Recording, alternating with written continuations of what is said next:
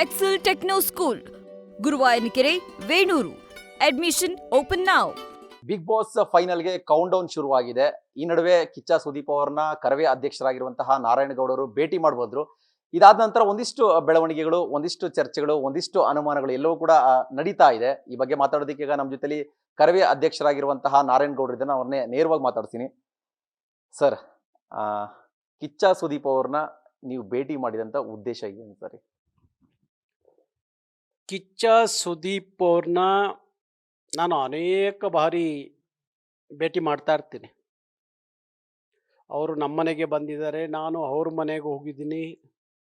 ನಮ್ಮ ಮನೆಯಲ್ಲಿ ಕೂತು ನಾವೆಲ್ಲ ಊಟ ಮಾಡಿದ್ದೀವಿ, ಅವ್ರ ಮನೆಯಲ್ಲೂ ಕೂತು ನಾನು ಊಟ ಮಾಡಿದ್ದೀನಿ.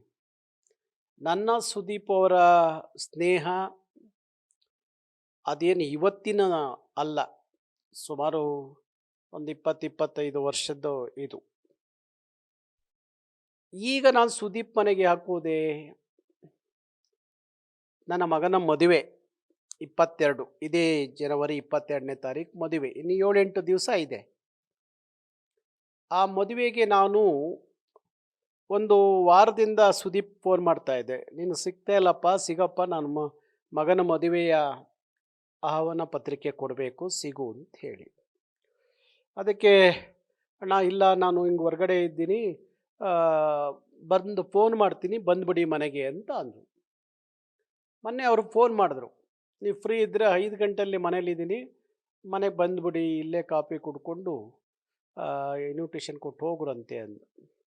ನಾನು ನಮ್ಮ ಬೀಗರು ಇಬ್ಬರೂ ಸಹ, ಅವರು ಸುದೀಪ್ ನನ್ನ ಬೀಗರಿಗೂ ತುಂಬ ಪರಿಚಯ. ಸುದೀಪ್ ಇಬ್ಬರು ಒಟ್ಟಿಗೆ ಹೋದು. ಎಷ್ಟು ಸಮಯ ಅಂದರೆ ಒಂದು 5:30-6 ಗಂಟೆ ಸಮಯ ಹೋಗಿ. ಅವರೂ ಸಹ ಬಿಗ್ ಬಾಸ್ ವಿಚಾರ ಚರ್ಚೆ ಮಾಡಲಿಲ್ಲ. ನನಗೆ ಚರ್ಚೆ ಮಾಡಲಿಕ್ಕೆ, ನಾನೇನು ದಿನ ಬಿಗ್ ಬಾಸ್ ನೋಡೋನಲ್ಲ, ಬಿಗ್ ಬಾಸ್ ಬಗ್ಗೆ ನನಗೇನು ಅಷ್ಟೊಂದು ಗೊತ್ತಿಲ್ಲದ ವಿಚಾರ. ಆದರೆ ನಾವು ಬೇರೆ ಬೇರೆ ವಿಚಾರಗಳನ್ನು ಅಲ್ಲಿ ಮಾತಾಡಿಕೊಂಡು ಅಲ್ಲಿಂದ ಹೊರಟು. ಅಲ್ಲಿ 1-2 ಫೋಟೋ ತೊಗೊಂಡ್ರು. ಇನ್ವಿಟೇಷನ್ ಕೊಡುವಾಗ ಆ ಫೋಟೋನ ಸೋಷಿಯಲ್ ಮೀಡಿಯಾದಲ್ಲಿ ಹಾಕಿರು.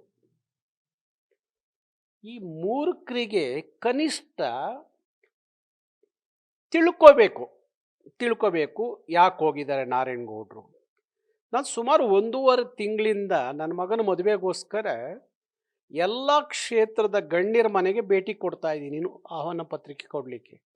ಅದು ದಿನನಿತ್ಯ ಸೋಷಿಯಲ್ ಮೀಡಿಯಾದಲ್ಲಿ ಬರ್ತಾ ಇದೆ ಫೋಟೋ. ಇವರು ತಿಳ್ಕೋಬೇಕಾದಂಥದ್ದು ಭಾರಿ ವಿಚಾರ ಇದೆ.